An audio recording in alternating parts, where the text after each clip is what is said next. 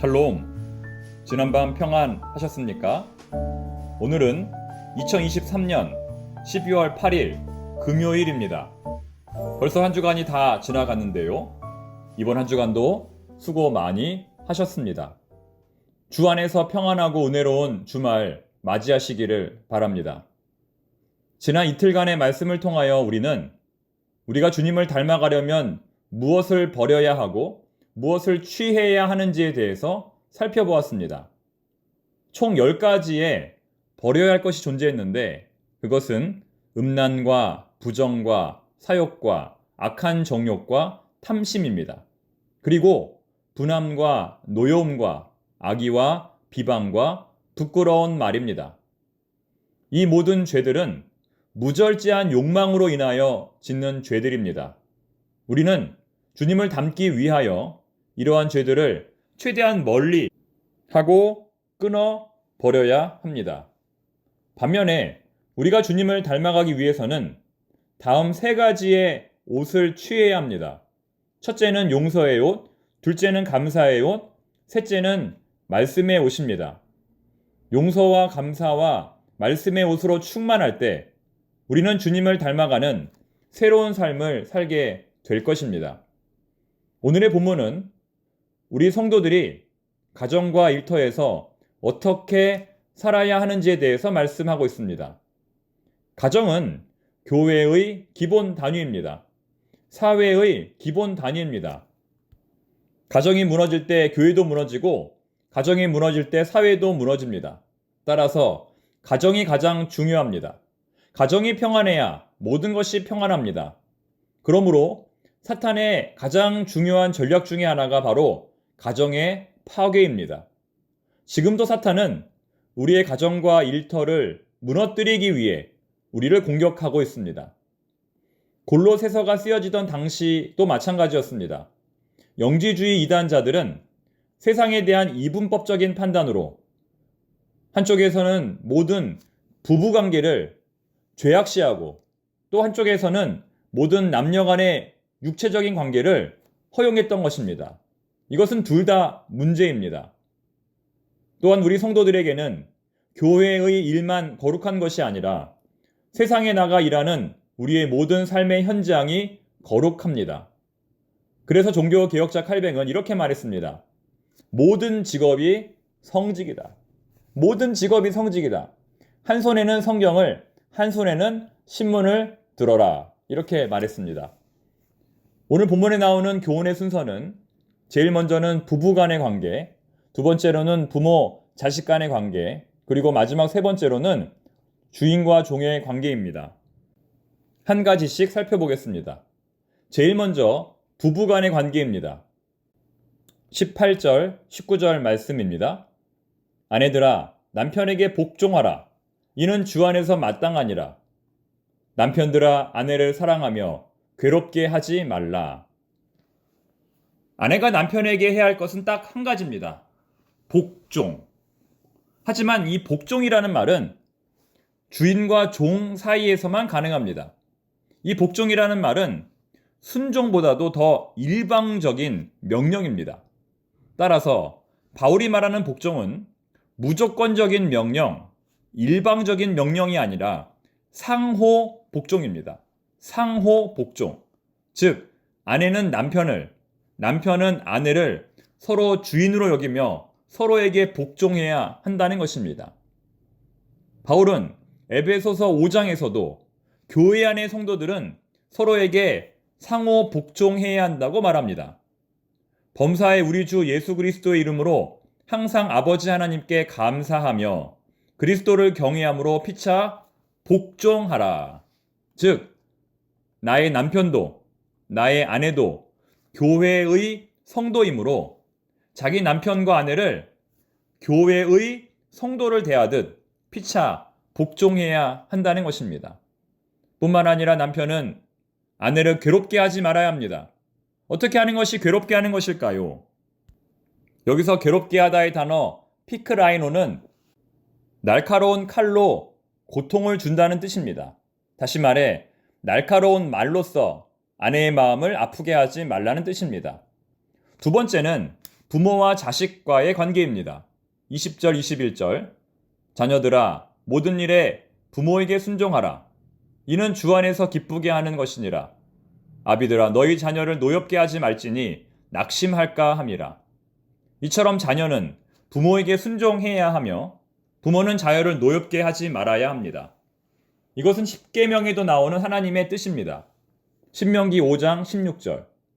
너는 내 하나님 여호와께서 명령한 대로 내 부모를 공경하라. 그리하면 내 하나님 여호와가 내게 준 땅에서 내 생명이 길고 복을 누릴 것이라. 라고 성경은 말씀합니다. 즉, 부모에게 순종하는 것이 바로 하나님을 기쁘시게 하는 것입니다. 하나님은 부모에게 순종하는 자에게 장수와 물질의 복을 내려주십니다. TV 프로그램 중에 금쪽 같은 내 새끼라는 프로그램이 있습니다. 이 프로그램을 보면 자녀를 양육한다는 것이 결코 쉬운 것이 아님을 우리가 한 번 더 알 수 있습니다. 그래서 많은 사람들이 농사 중에 가장 어려운 농사가 바로 자식 농사라고 말하는 것입니다. 우리는 나의 뜻이 아닌 하나님의 뜻대로 자녀를 양육해야 합니다. 왜냐하면 자녀는 하나님의 소유이기 때문입니다. 마치 하나님께서 우리를 사랑하신 것처럼 우리는 자녀를 하나님의 무한한 사랑으로 사랑해야 합니다. 비록 그 길은 어렵지만 온 가족들이 함께 노력하면 분명히 길은 있습니다. 이제 세 번째, 주종관계, 주인과 종의 관계입니다. 22절부터 25절까지 말씀 보겠습니다. 종들아, 모든 일에 육신의 상전들에게 순종하되 사람을 기쁘게 하는 자와 같이 눈가림만 하지 말고 오직 주를 두려워하여 성실한 마음으로 하라. 무슨 일을 하든지 마음을 다하여 주께 하듯 하고 사람에게 하듯 하지 말라. 이는 기업의 상을 주께 받을 줄 아나니 너희는 주 그리스도를 섬기느니라. 불의를 행하는 자는 불의의 보응을 받으리니 주는 사람을 외모로 취하심이 없느니라. 이처럼 주인과 종의 관계를 부부 간의 관계, 그리고 부모 자식 간의 관계에 이어서 이렇게 나란히 기록했다는 것은 굉장히 특별한 의미를 갖습니다. 왜냐하면 종을 가족의 일원으로 여긴다는 뜻이기 때문입니다. 당시의 종은 물건 같은 존재였습니다. 말하는 짐승이라 그랬죠. 그런데 성경은 종을 그리스도 안에서 한 가족이라고 말하는 것입니다. 그런데 더 놀라운 사실은 이 종에 관한 내용이 오늘의 본문 가운데 그 분량이 가장 많다는 것입니다. 그만큼 중요하게 여긴다는 것이죠. 관심이 많다는 것입니다. 그 종에 대한 권면은 앞선 자녀들에 대한 권면과 크게 다르지 않습니다. 이것은 종을 자녀와 같이 여긴다는 것으로 볼 수 있습니다. 다시 말해 그리스도 안에서 종은 한 가족이고 자녀라는 것입니다. 그렇다면 종은 이러한 주인을 어떻게 여겨야 할까요? 자신을 가족으로 여기고 자녀와 같이 사랑하는 주인을 종은 어떻게 여겨야 할까요? 하나님처럼, 그리고 예수님처럼 여겨야 합니다. 자신을 아끼고 사랑하는 주인을 우습게 여기고 조롱하고 은혜를 원수로 갚아서는 안 됩니다. 주인을 하나님처럼 여기고 최선을 다해 섬겨야 합니다.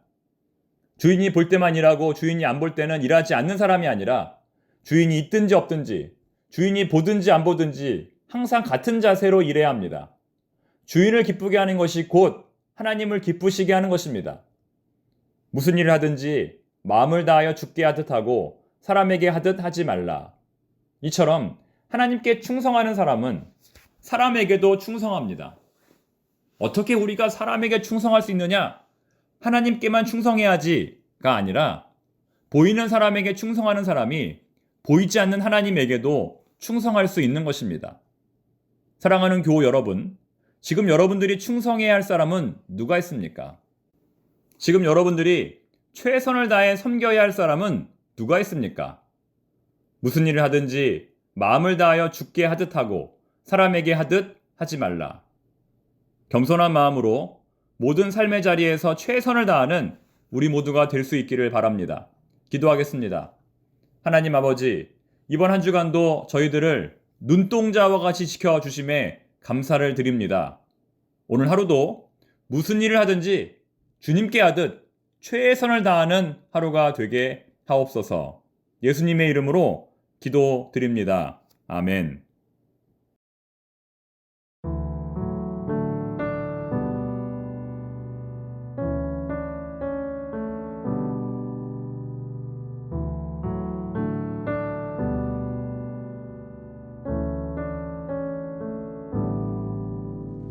하나님 사랑 변치 않는다. 하나님 사랑 변치 않는다. 세상 다 변하고 날 버린다 해도 하나님 사랑 변치 않는다. 하나님 내 길 인도하신다. 하나님 내 길 인도하신다.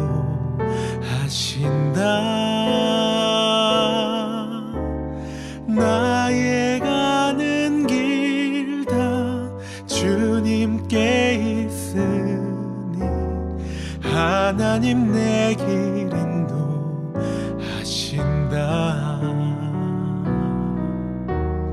반드시 기도 응답하신다.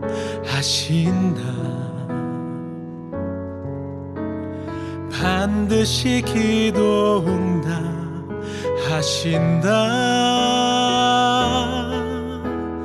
때론 나의 뜻과 다른 길이라도 반드시 기도 응답하신다.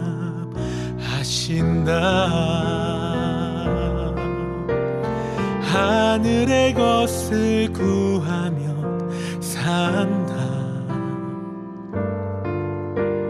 하늘의 것을 구하면 산다.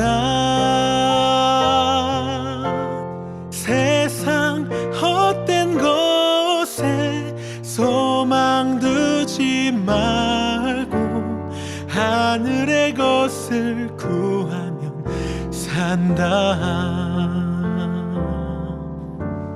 하늘의 것을 구하면 산다. 하늘의 것을 구하면 산다.